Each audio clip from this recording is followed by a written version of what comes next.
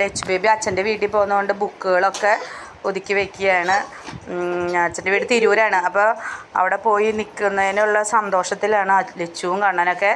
അപ്പോൾ ഞങ്ങളവിടെ ചെന്നിട്ട് തിരൂർ വിശേഷങ്ങളും തിരൂരത്തെ ഓരോരുത്തരും നമുക്ക് പരിചയപ്പെടാം.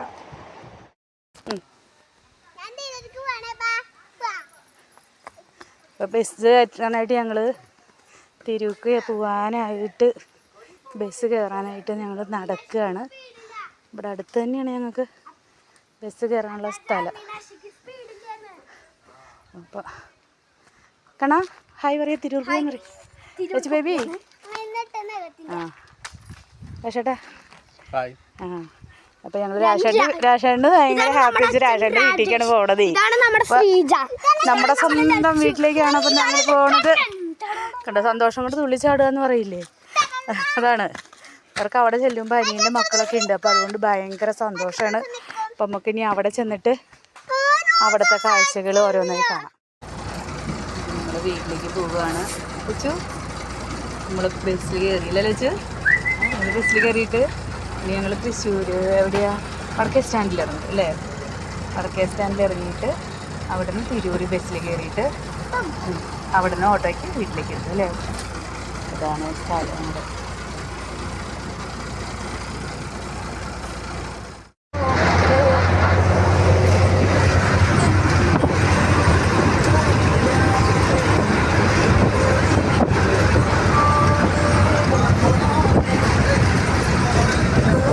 തൃശ്ശൂർ എത്താറാകുന്നു.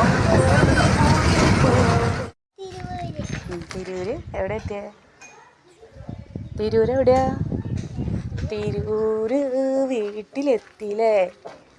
തിരൂര് ഞങ്ങളുടെ വീട്ടിലെത്തി. അവിടെ അവിടെ എതിരേപ്പ് പോലെ കൊട്ട് ടീം തുടങ്ങിയിട്ടുണ്ട്. കൊട്ടിൻ്റെ പരിപാടി തുടങ്ങുകയാണ് കേട്ടോ. ആ ആനയൊക്കെ കൊണ്ട് നിരത്തി നിർത്തിയിട്ടുണ്ട്. കണ്ടോ ഗൈസ്, എത്ര ആനകളാണ് ഇവർ നിരന്ന് നിൽക്കണമെന്നുണ്ടോ? ഇതാണ് ഇവിടുത്തെ ആനപ്പൂരം. അപ്പം ആനപ്പൂരം തുടങ്ങും കേട്ടോ.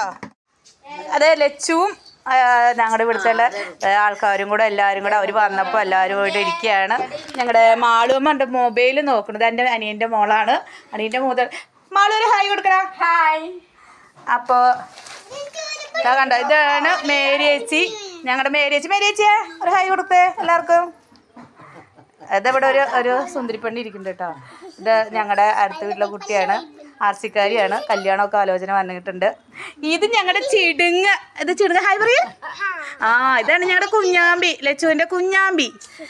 ഇതാണ് എൻ്റെ ഒരേ ഒരമ്മായിയമ്മ. നാളെ ഞങ്ങളുടെ സ്വന്തം അമ്മ അല്ലേ അമ്മ അല്ലേ? ആ അമ്മ ഹായ് പറഞ്ഞിട്ടുണ്ട്. അപ്പോൾ ദാ നമ്മുടെ തിരൂര് കുട്ടികളുടെ സംഘം പൂരക്കൊട്ട് തുടങ്ങുകയാണ് ഇവിടെ. ഇതാ കൊട്ട് ഇതാണ് കൊട്ട്. അതേ ആനകള് നിരന്നിരിക്കണം കണ്ടോ, ആനപ്പുറത്തിരിക്കുന്നതാണ് ഇവര്. അപ്പോൾ ഇത് ആസ്വാദക സംഘങ്ങൾ ഇവിടെ നിരന്നിരിക്കുന്നതാണ് ഓരോരുത്തരായിട്ട്. അപ്പോൾ അതാ ഇവിടെ ഞങ്ങൾ എത്തിയതിൻ്റെ കൊട്ട് തുടങ്ങിയിരിക്കുകയാണ്.